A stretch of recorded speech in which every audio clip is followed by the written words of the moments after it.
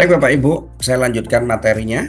Nah, sebelum kita menuju ke solusi bagaimana kita bisa lunas hutang bebas riba atau wujudkan impian tanpa riba, saya ajak dulu Bapak Ibu untuk bisa hijrah dari riba. Nah, pertanyaannya, bagaimana keadaan keuangan Anda saat ini? Apakah keuangan Anda sehat, income cukup, tidak memiliki hutang? Atau keuangan kurang sehat, butuh penghasilan tambahan? Atau yang ketiga, keuangan sakit parah, banyak hutang atau cicilan dan riba.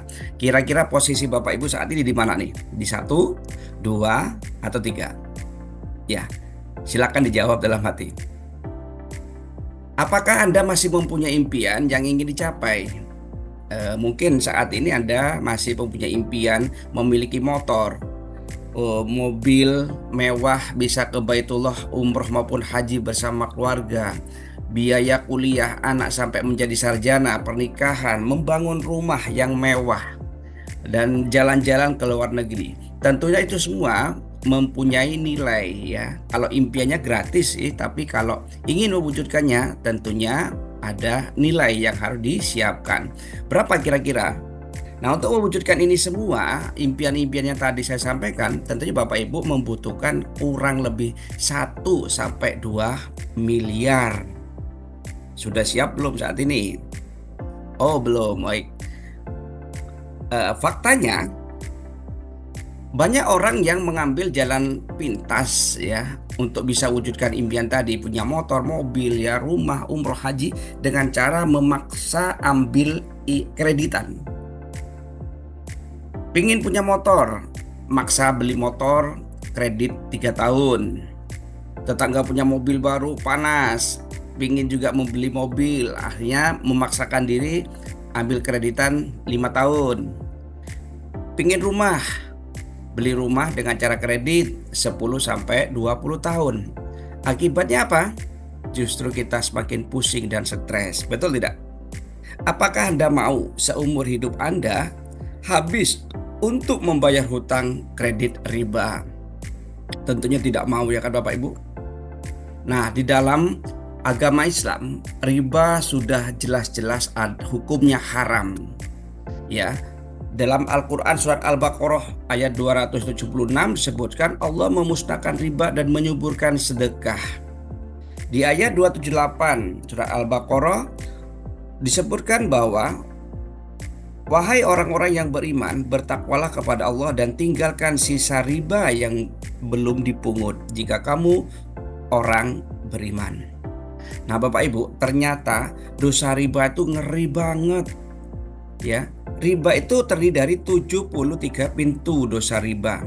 Yang paling ringan dari 73 tadi adalah semisal dosa seorang anak yang menzinai ibu kandung sendiri. Naudzubillah min dzalik. Mudah-mudahan kita semua terhindar dari dosa riba ya Bapak Ibu. Nah, bagaimana cara meraih impian tanpa riba?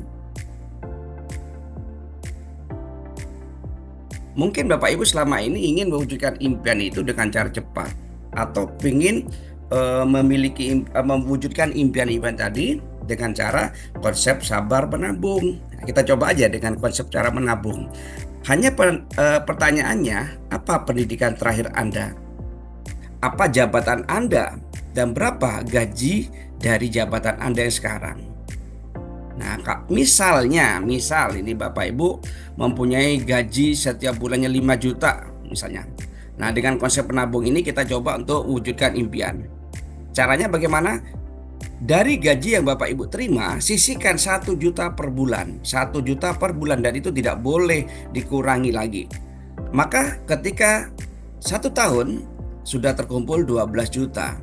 Kemudian 3 tahun berikutnya sudah terkumpul 360 juta. Dan ternyata ini belum bisa wujudkan impian-impian tadi Bapak Ibu ya. Mungkin hanya bisa membeli mobil senilai 360 juta.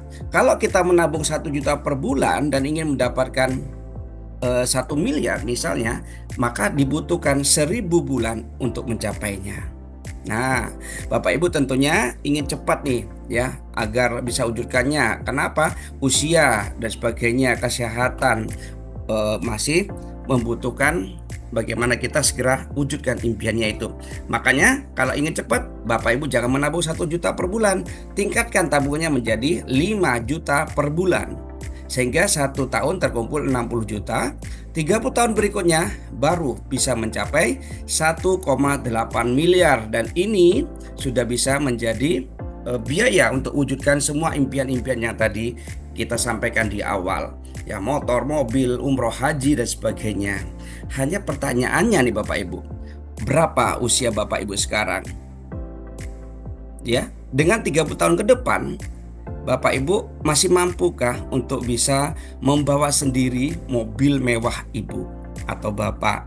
Atau kalau Bapak bisa wujudkan, bisa beli rumah, membangun rumah senilai 1 M, Bapak Ibu punya lantai 3 misalnya, apakah masih mampu 30 tahun ke depan untuk naik turun dari lantai 1, 2, dan 3?